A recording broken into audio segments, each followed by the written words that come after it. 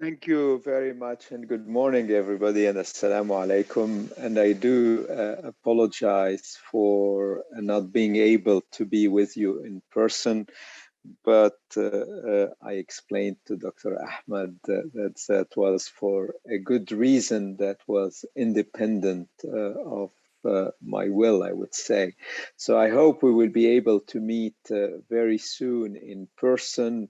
And definitely, as mentioned by Professor Sureda, you are all most welcome to be our VIP guests in the next EBMT meeting we are organizing in Paris in April 2023. So thank you again very much for the invitation and for the kind introduction. And I'm very, very pleased to see the success of this joint effort between EBMT and the SSBMT. This is becoming really a major highlight in the Gulf region. And I think both Professor Sureda and myself can be, and Professor Alaskar, of course, can be proud of all this, because I remember a few years ago when we went to Riyadh and signed together the Memorandum of Understanding for the collaboration between EBMT and SSBMT. So you heard a lot a few minutes ago about CAR T cells in lymphoma, and it's a moving target, and it's quite fascinating actually in terms of progress, and maybe soon we'll have CAR T cells in frontline. The story is also moving very quickly in multiple myeloma, although we do not have yet CAR T cells replacing auto transplant. Here are my disclosures. Well, I thought maybe while we're talking about CAR T cells, to give you just 1 minute of a historical perspective about CAR T cells, because I'm not sure that everybody in the audience, especially our junior colleagues, are well aware when the CAR T cell adventure has started. And actually, it is much older than you think, because the initial publications, I would say, and tests are from 1989. So we're talking about a story which is more than 30 years old. And also, we live in a very rapid, very quick world where everything happens, very quickly, especially when it comes to social media. Well, actually, if you want to develop a revolutionary treatment, it takes a lot of time. And since the initial, I would say, experiments in 1989 and the first approval in the mid-2017, actually, there were a lot of progress. And this slide has been shown several times, I think, during the last virtual EBMT meeting, which was supposed to be held in Prague, in Czech Republic, clearly highlight that despite the COVID pandemic, actually, when you compare 2019 to 2021, the number of clinical trials with CAR T cells has doubled. But this is also true for other cellular therapies. And I think we really need to think that in the future, these cellular therapies are going to play a major role, not only, I think, in hematology, but also in oncology. We will soon, in my department, hopefully open a trial using CAR T cells for stomach metastatic cancer, so pure solid tumor. You may have seen yesterday in the New England Journal of Medicine the paper about some very smart T cells in pancreatic cancers with a very strong proof of concept. So in multiple myeloma so far, the CAR T cells are targeting mainly BCMA. Remember, in the B lymphoid malignancies, the target has been CD19. The initial case report actually about CAR T cells in myeloma was with an anti-CD19 product. However, we don't believe that CD19 is the ideal target for CAR T cells in multiple myeloma. Rather, it is BCMA. So BCMA is a B-cell maturation antigen, is a member of the TNF receptor superfamily. It is highly expressed by plasma cells, but also some mature B cells, but mainly plasma cells, malignant plasma cells, with a very high level of expression. And the good news is that actually it's very rare when patient will lose BCMA expression. But I'll talk about this at the end because that makes the mechanism of resistance to CAR T cells in multiple myeloma are a bit more complicated. And like CD19, actually, BCMA is a good choice because simply BCMA knockout mice are healthy with normal B cells, but reduced plasma cells. So you can live actually without BCMA. But if you reduce your plasma cells, which is good news when it comes to the malignant plasma cells, well, you have some hypogammaglobulinemia. And then, of course, the risk of infections is important. So clearly, very attractive target for CAR T cells. And the most important study which was mentioned during EBMT, and as you know, during EBMT, we had several communications about CAR T cells, and there was a full day, the cellular therapy track, which was full of CAR T cells. And this study, which was published actually in the New England Journal of Medicine a couple of years ago, was the first, I would say, strong study which allowed to the first approval of a CAR T cell in multiple myeloma. So now we call this product BB2121. It's called ID-Cell, and it was published by Dr. Nupur Raj and colleagues in 33 patients who received a median of 7 prior lines of treatment. So you would guess, very advanced, high-risk population. In general, after a median of 7 lines of treatment, these patients are usually in palliative care. You can see almost half of them had high-risk FISH cytogenetics. All of them received bortezomib, carfilzomib, lenalidomide, pomalidomide, daratumumab. And despite this, the response rate was more than 80%, and the median progression-free survival was very high. And that immediately prompted to realize, to perform this so-called KARMA trial, which led to the approval, the formal approval by FDA, but also EMA, of ID-Cell. And this is actually the CAR T-cell construct we are currently using, I would say, the commercially available CAR T-cell we are currently using. And this KARMA study, which was also presented and updated during the EBMT meeting, included 128 patients.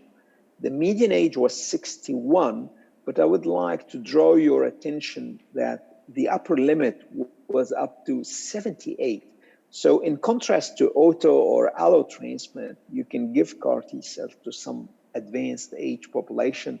And this is also true actually in lymphoma. And you may have seen this on the slides of Professor Sureda. Again, the key characteristic is that the patient received a median of 6 lines of prior treatment, going up to 16 lines. So you would imagine, try to count 16 lines of treatment in multiple myeloma. It's quite hard to imagine. And despite this, the response rate, the overall response rate, was more than 80%.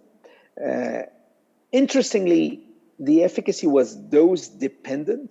So the more CAR T cells you give, the better response you have. This is why they found, I would say, the optimal dosage in these patients. What about the results? Actually, the median PFS is around 9 months. So you may view this result as the glass is half full or half empty. Well, probably the reality is in between, because 9 months may look to be relatively low, but actually 9 months, when you have failed 6 lines of prior therapies in median and you are refractory to everything, actually your expected PFS or survival from the real world data is actually less than 3 months. So you have a gain of 6 months. And interestingly, these patients are able to live for another 20 months, which means that probably the CAR T cells, through some immune modulation, are allowing them to have a sort of a control of the disease.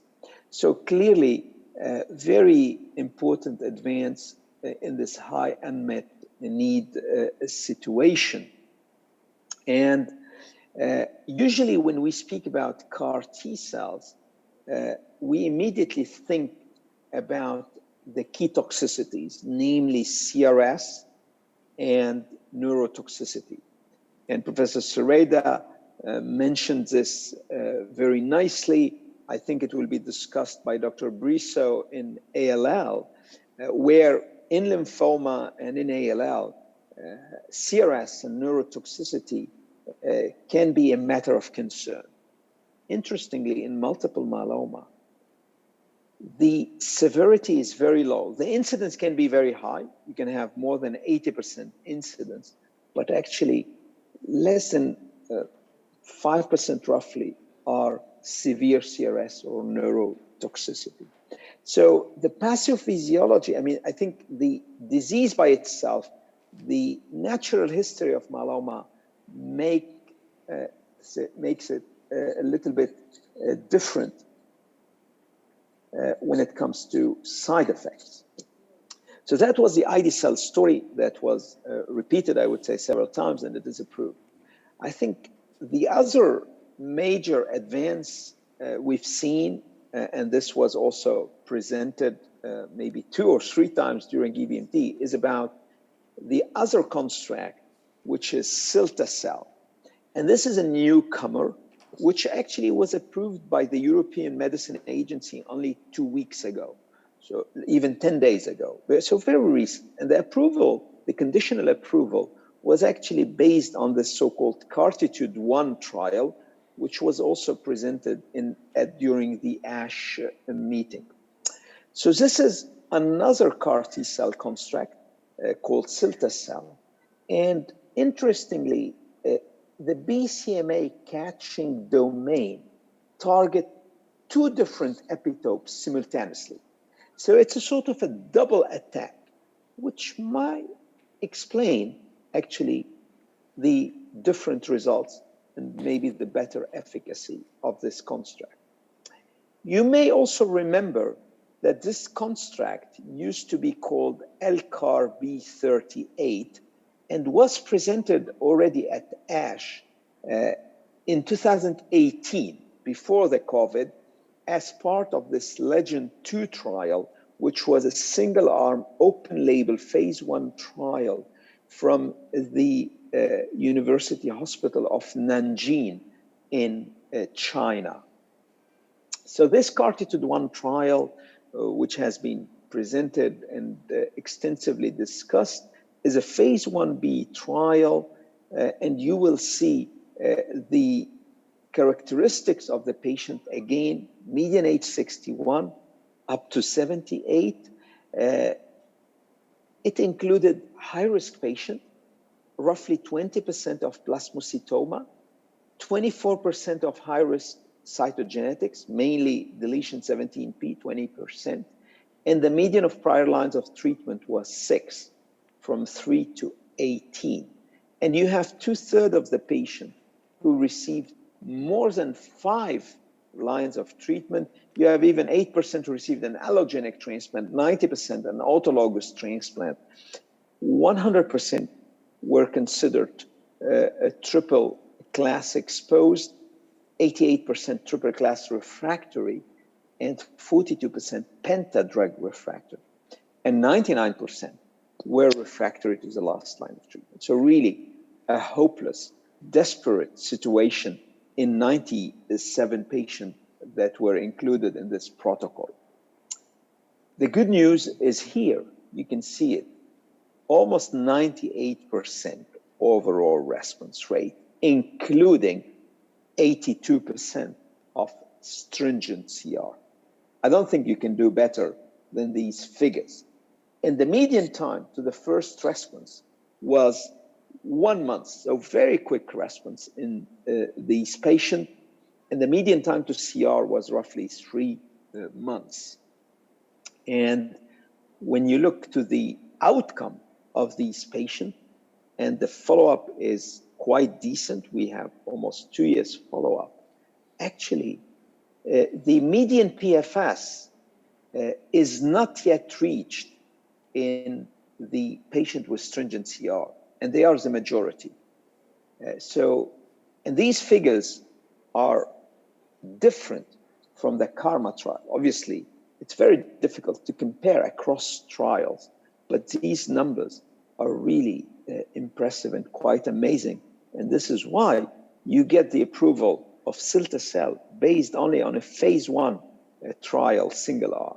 So really fascinating results. And of course, the next step, like in lymphoma, is to move into earlier lines of treatment. And there are already ongoing trials, for instance, comparing CAR T cells versus auto transplant.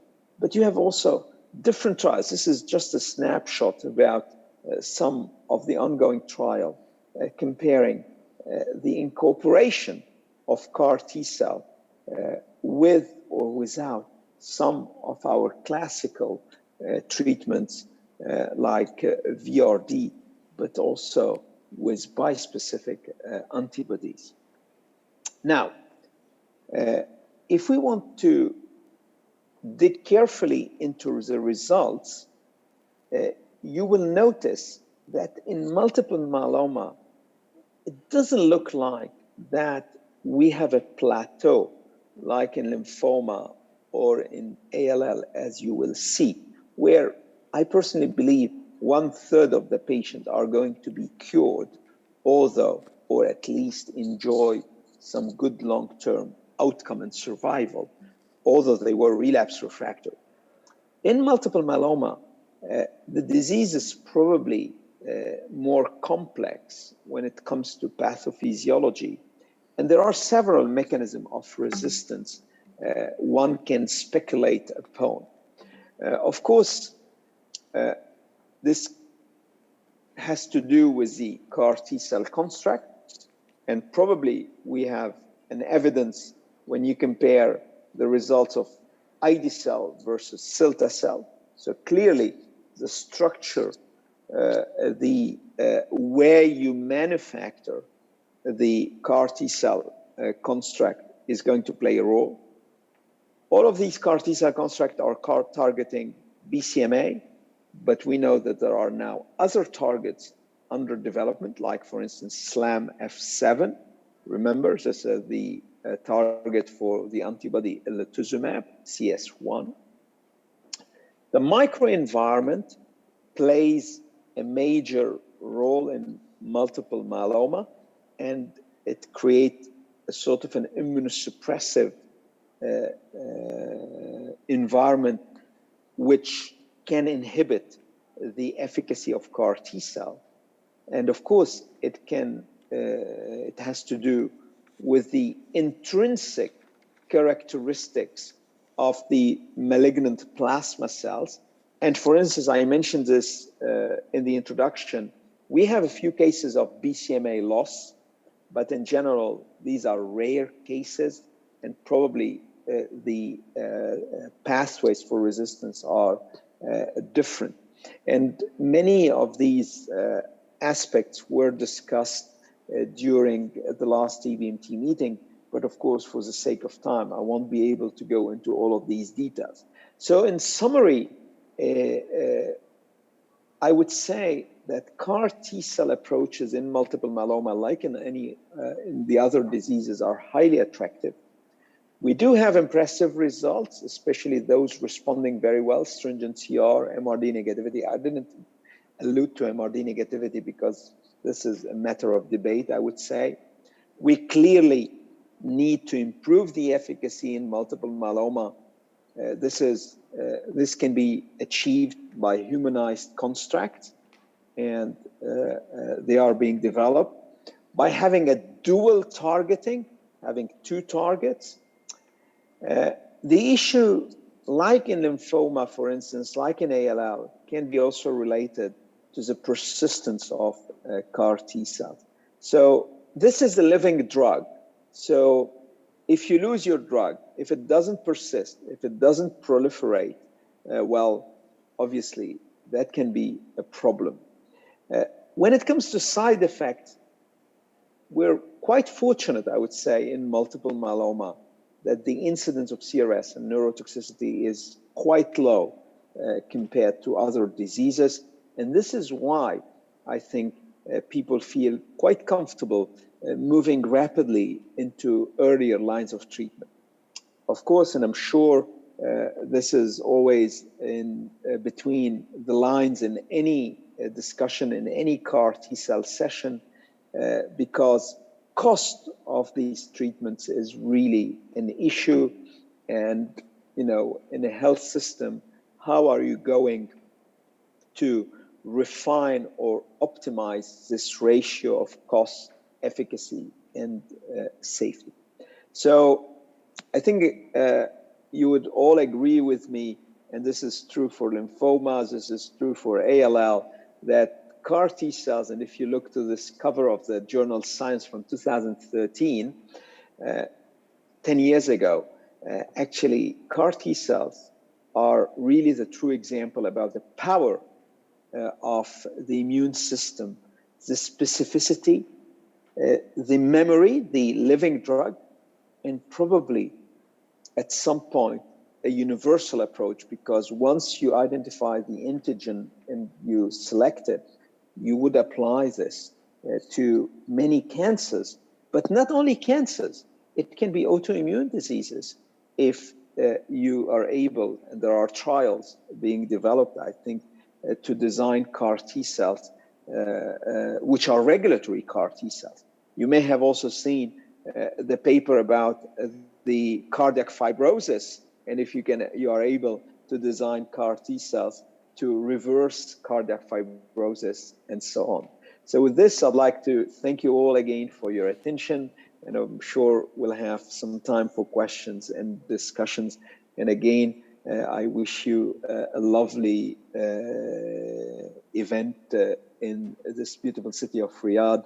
And I would thank Professor Al-Askar for really his amazing efforts to, I think, develop and disseminate knowledge in the Gulf region. Congratulations. Thank you very much.